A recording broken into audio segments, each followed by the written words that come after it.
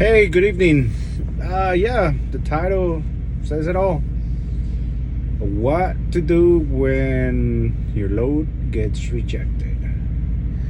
So I'm down here in South Carolina, about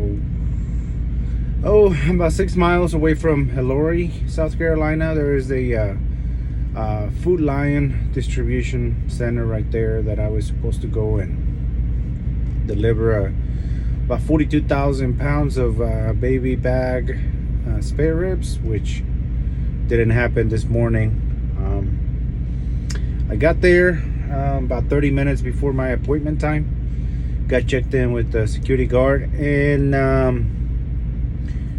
he asked me if I had ever been there before, to which I said, yeah, I was here once. And he goes, all right, so you know about going and parking by the fence, whatever. And then I'm like, yeah.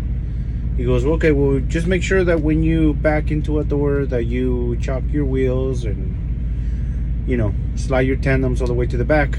I was like, okay, fine, that's fine. And but he forgot to mention or tell me that I had to go and check in at with the office. Most places that you go to, you check in with the office or the security guard. They get your information, they pass it along, and then you get a phone call. They tell you what door you're gonna go to, and then once you get docked into your door, you walk your paperwork to the check-in office or to the receiving office. Last time I was here, it was a nightmare delivery as well. I was supposed to be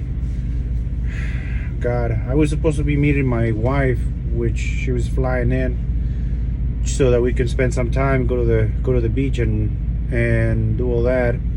I got here about 8:30 in the morning. Didn't leave until probably 3:30 that day. I was very upset.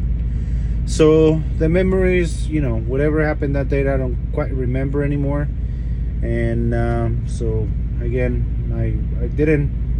I forgot to I guess ask more details. But make a long story short, I sat on the truck for 2.5 hours waiting to see what was going on. Never got a phone call. Everybody that came in before me and after me got a door, and I didn't. So I walked over to the office and I asked what was going on.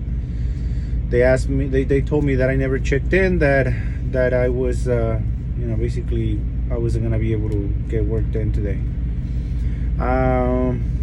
The lady, I don't have a problem, or I don't have problems with anybody, but there's certain races and certain people that will make you feel like they'll talk down on you, like they'll make you feel like you're less than them or whatever, because they're making $15 an hour and you're not, whatever that means to them.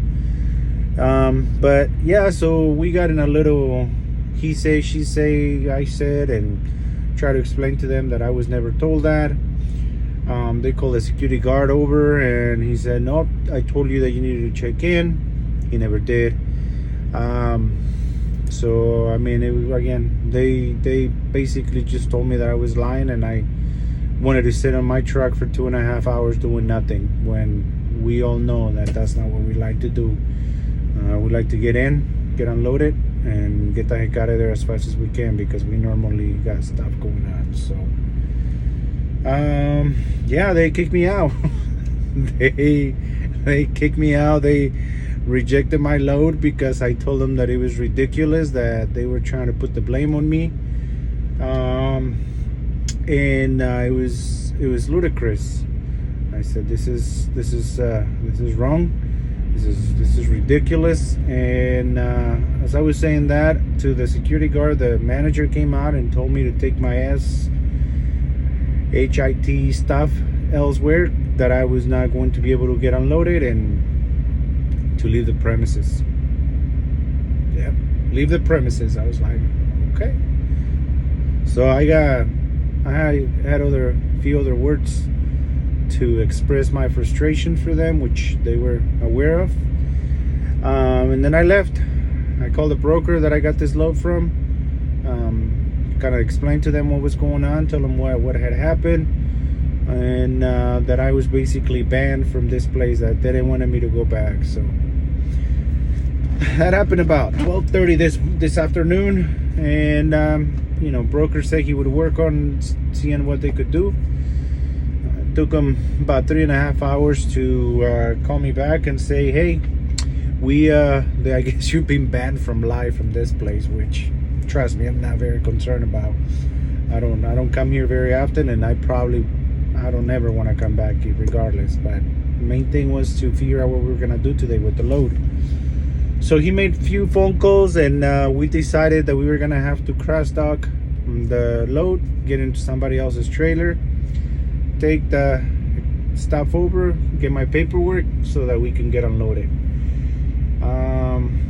Then we got an email back from the distribution center, Food Lion. There you go. I'm gonna say it, Food Lion distribution center, saying that they would take the trailer as long as I didn't come back. The trailer could go back in. So we started looking for a power only person to come and meet me at the pilot where I'm sitting at, take this over, and then bring my trailer back.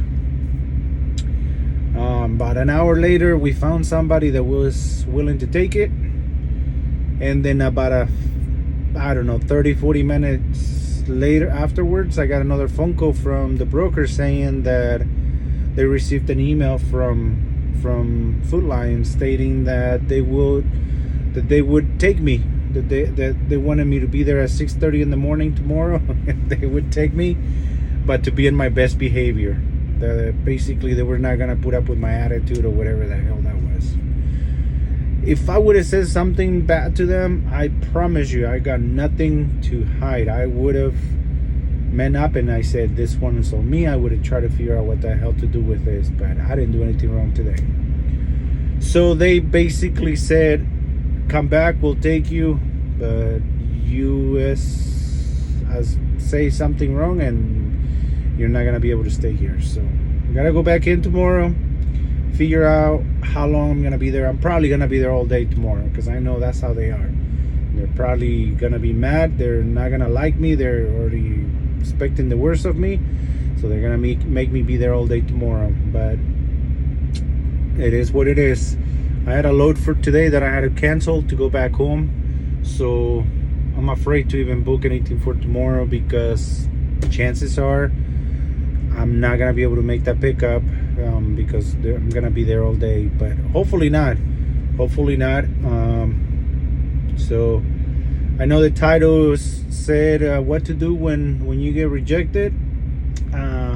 All I can tell you is that, do some praying, work with the people that you book the load through, and I guess that's why it kind of helps out to have good connections, or good people behind you, because these people know me. I've done, I don't know, several loads for these people, and I'm always on time. I'm always there. I'm never had a problem with them, so they know the kind of carrier I am. So yeah, I will I think I'm gonna make a part 2 to this tomorrow, see how that goes. Probably have my phone on when I check in and try to get their lovely welcoming that I'm gonna get tomorrow. But unfortunately, these people think that because they work in a company, they can talk down on you, and they don't. We work our butts off. I had to drive about 12 hours every day, or Monday and Tuesday, just to get here on time today. And I spend a lot of time away from my family to make it work. There's a lot of sacrifices that we make. I know a lot of us, they take us for granted. They think that we're just another number, that we are illiterate, that we don't know any better, but that's not the case. If we let these people keep talking down on us and making us, acting like they're better than us, it'll never change. today I got very upset because they were trying to put the blame on me, like I did this, and I didn't. I did nothing wrong. My only mistake was that I assumed that I was gonna get a Funko because last time I was here, I didn't remember what happened last time. I thought I went and parked and then I got a Funko, which obviously is not the case. But security guard says that he told me. He never did. I have no reason to lie. But yeah, hopefully tomorrow we can get unloaded and then get the heck out of here. We have a Halloween party at home on Saturday that I gotta get to. So yep, keep up the good attitude. Don't let people make you feel down, and just keep on rolling. I'll see you in the next one.